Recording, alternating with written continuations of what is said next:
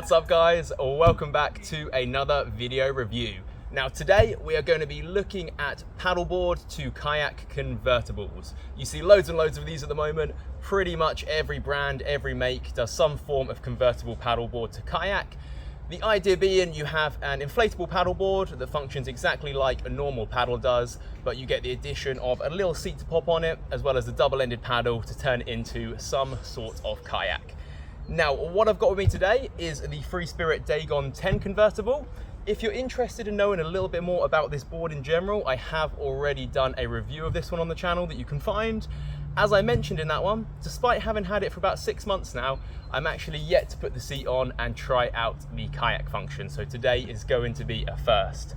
Now, even though I've got the Dagon with me today, I'm looking at this review as a bit more of a kind of general overview of the sort of concept of the paddleboard to kayak convertible. Are they worth it? What would we use them for? And generally, are they really any good? So otherwise, let's crack on, get out on the water, see what we got. Now, being the typical bloke that I am, the first thing I did when I got this board was screwed the instructions up and lobbed them in the bin, because who the hell needs instructions anyway?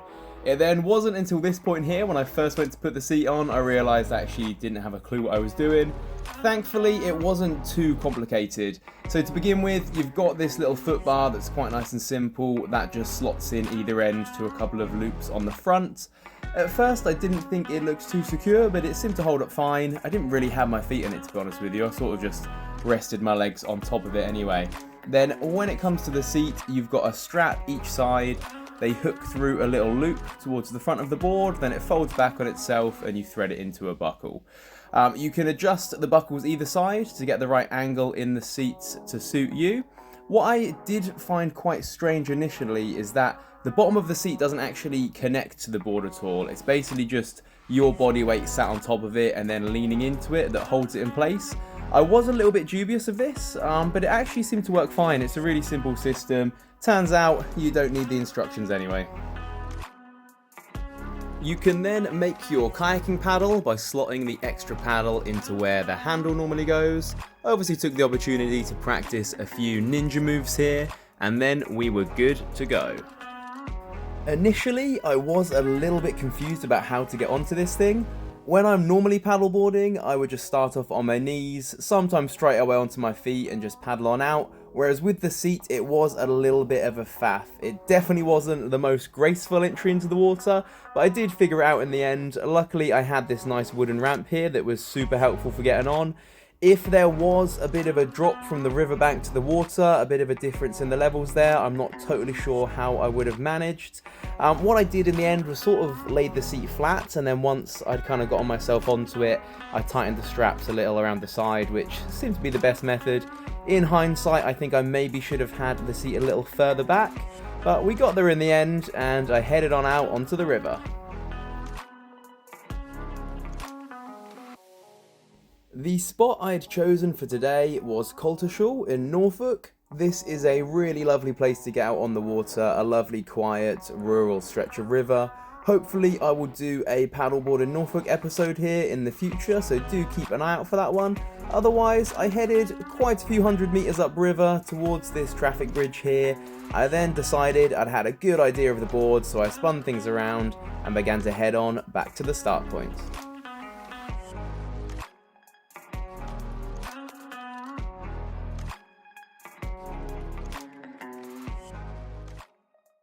Okay guys, so first impressions after a few runs up and down the river here. The best way I can put this is, it is what it is, you know, and what it is it is a paddleboard that has a seat stuck to it. Obviously, if you are expecting a literal kayak, you're probably going to be a bit disappointed. It's obviously nowhere near as hydrodynamic as a kayak is. It's way flatter. You obviously just sort of sit yourself on top of it. You don't really kind of sit inside as you would with a kayak. But that being said, I had surprisingly good fun. I enjoyed it more than I thought I would.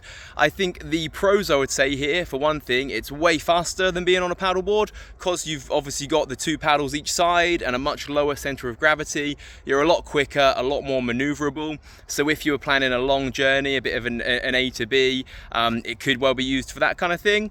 Another pro, the seat is actually way more durable than I thought it would be. When I first saw it, I didn't think there was any way that was gonna hold me. I'm a pretty heavy guy, but I can really lean my weight back on this, and it's holding me up pretty well, so that's a definite pro. With the cons, one thing I noticed right away, the paddle, the length is not adjustable. So unlike when you have the paddleboard one with the handle on, you can slide up and down. This one is fixed in place. I could probably do with a bit of a longer paddle, so that's not ideal. The foot pad, I feel like you're meant to put your feet on it. And if I do that, I'm just way too squished in. I mean, I am 6 foot tall, so maybe it's not made for taller people, but I just stuck my legs out straight in front of me, and that was pretty comfortable, so can't complain too much. Otherwise, it's quite good fun. I'm not totally sure when I would use this. Like I say, I've had it 6 months now and I've not used the seat yet. One thing I can think of, maybe if I had a friend who just wasn't confident on the water, or they had horrific balance and didn't want to stand up on the board, then, you know, maybe we could just get them sat down. It's a good way to get anyone out on the river. The only other place I want to test this is seeing how it handles out on the sea. Sometimes when I go paddleboarding at the beach and there's some quite big waves, the conditions are just too much to stand or even kneel. So I think this really could come to its own out there. So that's something I want to try out. But otherwise, yeah, to summarize things out on the river, I can't see myself using this a lot, but it's a cool little extra to have. I've had good fun. So yeah, absolutely worth it. All right, anyway, I think we'll check this bad boy out on the sea, and then we'll come back and see how we feel after that. So I headed out to the beach.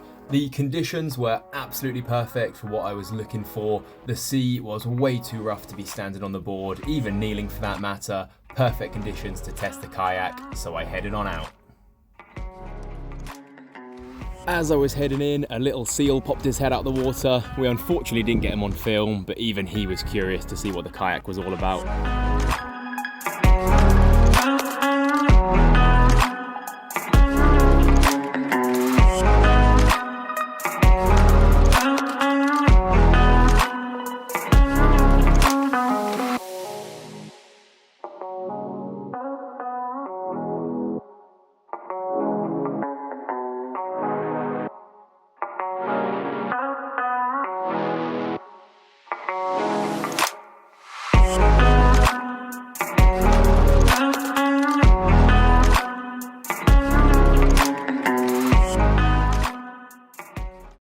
Okay, so I had a lot of fun out on the sea today.